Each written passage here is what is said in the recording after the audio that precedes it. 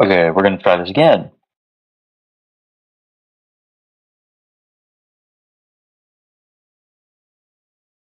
Yes, no, maybe so. Can everybody hear me all right? We good? You all hear me?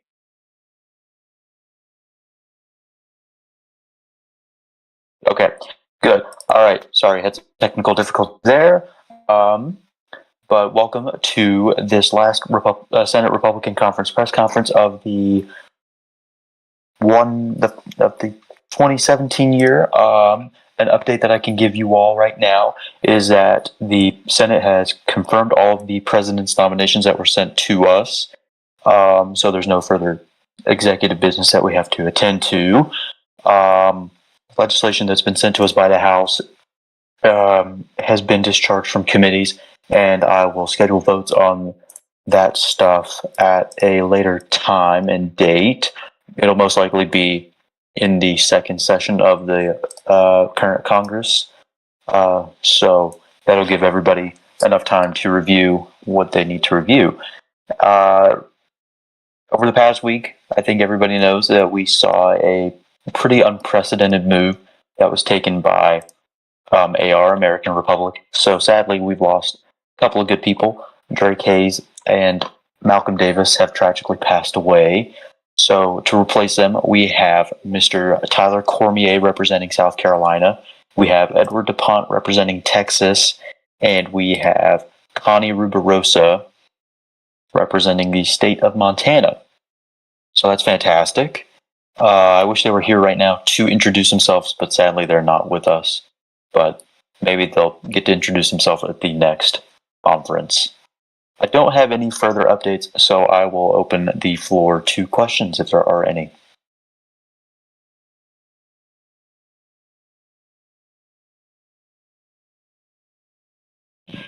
Hello, can you hear me?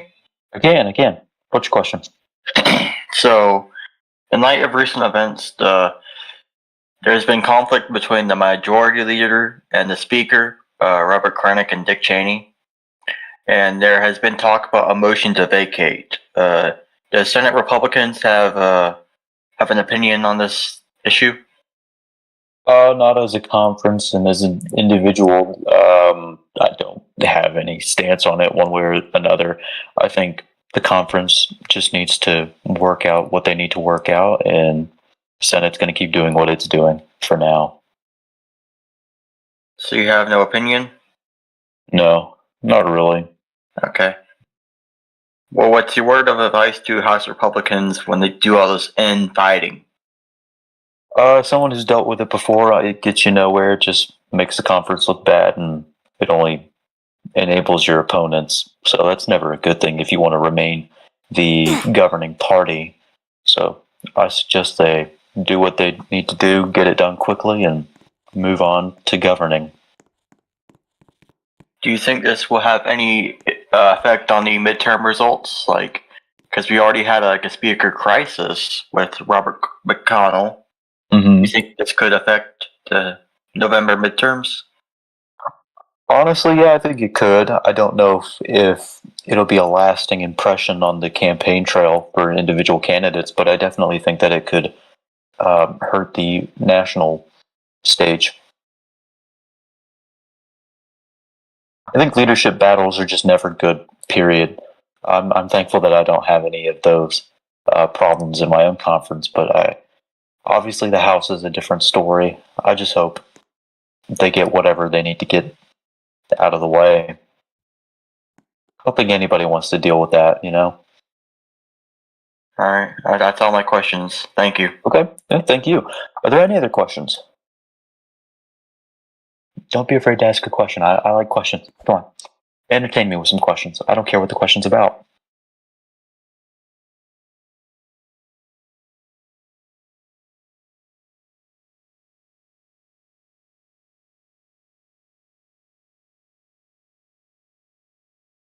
Good grief. Nobody has a question? Not about the debt ceiling, not about budget, not about... I have one more question. All right, let's hear it. So about the debt ceiling, do you think it will be affected with the House infighting? Like they're having leadership problems. Do you think the leadership of fights will affect the debt ceiling? Like, I mean, yeah. I think it'll definitely delay the House's response to getting anything done. If the motion to vacate is successful, I don't have any insight on whether it will be or not. But if it is, that's going to take up valuable time left in the House. I think we only have 3 days, 4 days, maybe. Too much time on a speaker vote, then yeah, of course we're gonna see a big chunk of time that's just wasted on that.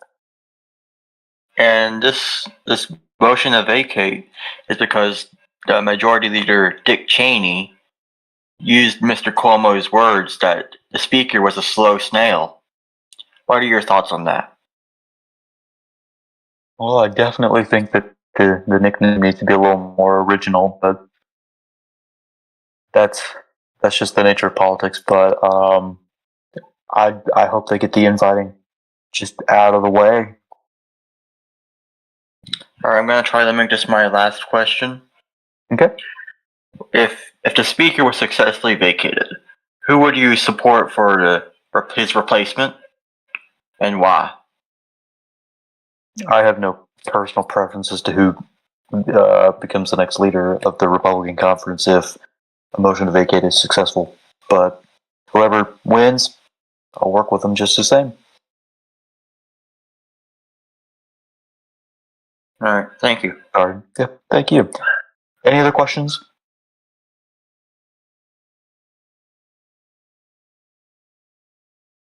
All right. Well, if not, thank you all for attending.